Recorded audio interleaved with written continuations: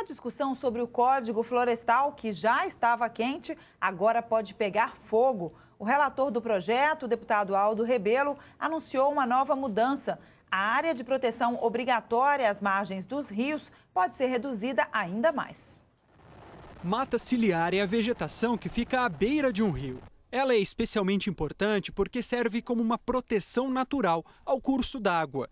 O novo Código Florestal altera essa margem. A legislação atual prevê que a mata tenha no mínimo 30 metros. O novo código propôs uma redução para 15. Agora, essa margem poderia cair para até 7,5 metros. Mas a redução só poderia ser feita com base em um estudo técnico. O anúncio do relator veio acompanhado de uma crítica aos ambientalistas. Eu não tenho por que ajudar a expulsar um agricultor da beira do rio para a periferia de uma cidade, porque algum ambientalista acha que isso é necessário.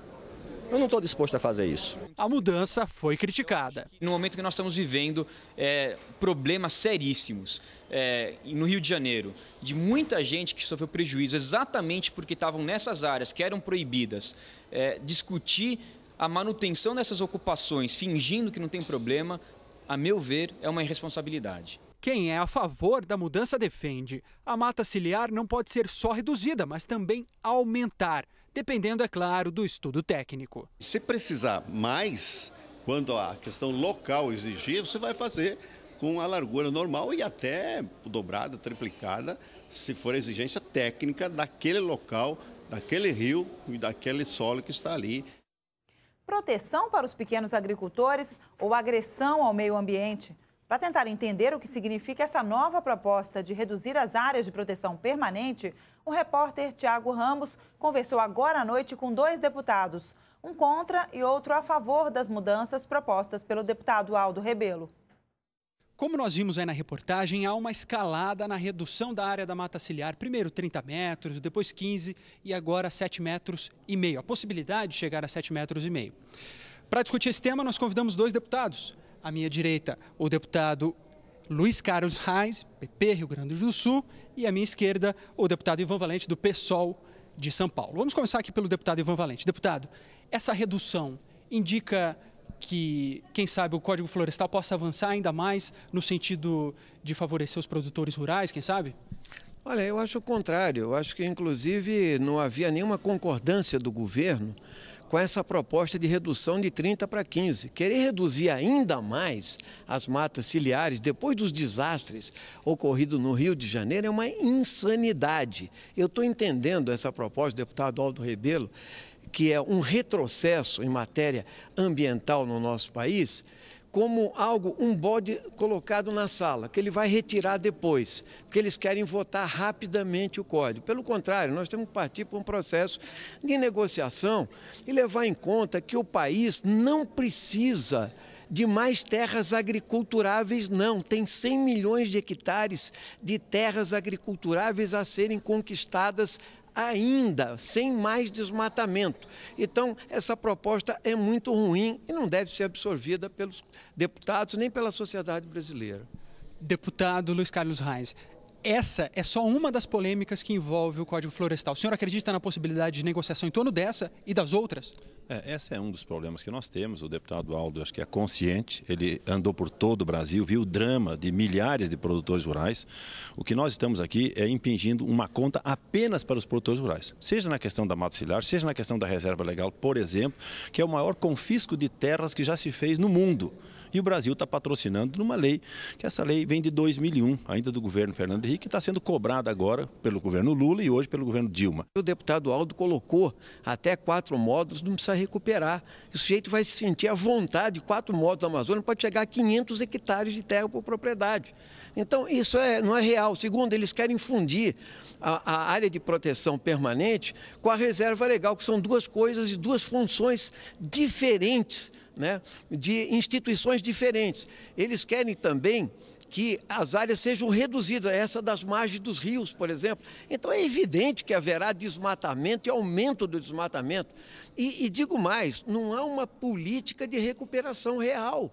Pelo contrário, o problema é que a lógica da agricultura brasileira é uma lógica exportadora apenas.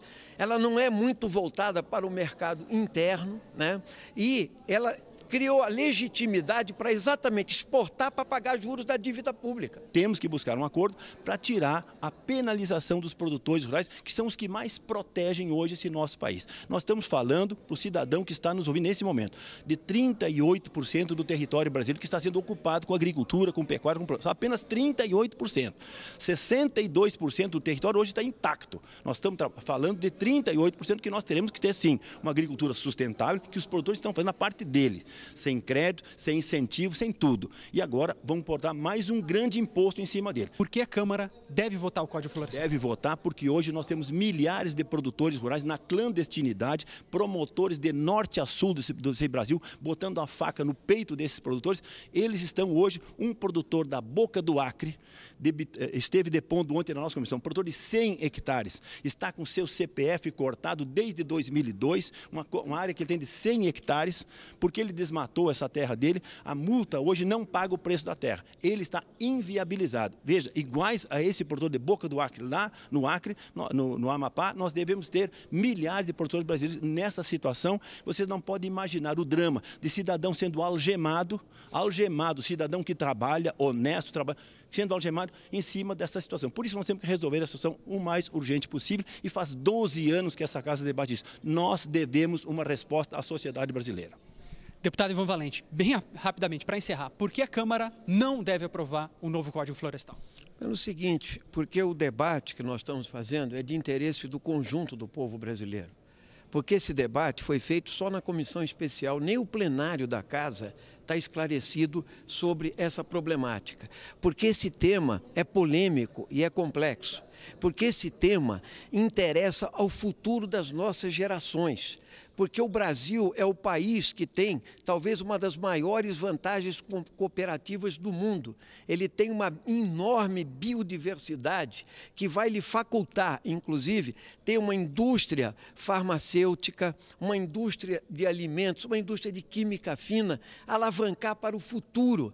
O nosso país precisa discutir isso, inclusive as áreas urbanas, porque o relatório do deputado Aldo Rebelo também trata das questões urbanas, no artigo 4º, entende? Ou seja, rapar áreas de preservação permanente, fornecer as condições para a especulação imobiliária na cidade, na minha opinião, um enorme retrocesso que a Câmara não deve bancar. Nós devemos esclarecer, e eu acho que à medida que a sociedade vai tomando pé, né, do que está sendo discutido, do que está em jogo e que as pessoas têm interesse, e os seus filhos também, os seus netos também, nesse debate, nós devemos aí sim avançar. E eu tenho para mim que o pequeno produtor e a agricultura familiar, essa sim precisa ser respaldada pelo Estado brasileiro. Mas isso pode ser feito por políticas de governo e não com a realização de uma mudança radical no Código Florestal que inviabiliza o processo de defesa ambiental do nosso país. Deputado Ivan Valente, do PSOL de São Paulo, agradeço os seus esclarecimentos. Deputado Luiz Carlos Reis, do PP do Rio Grande do Sul, também agradeço.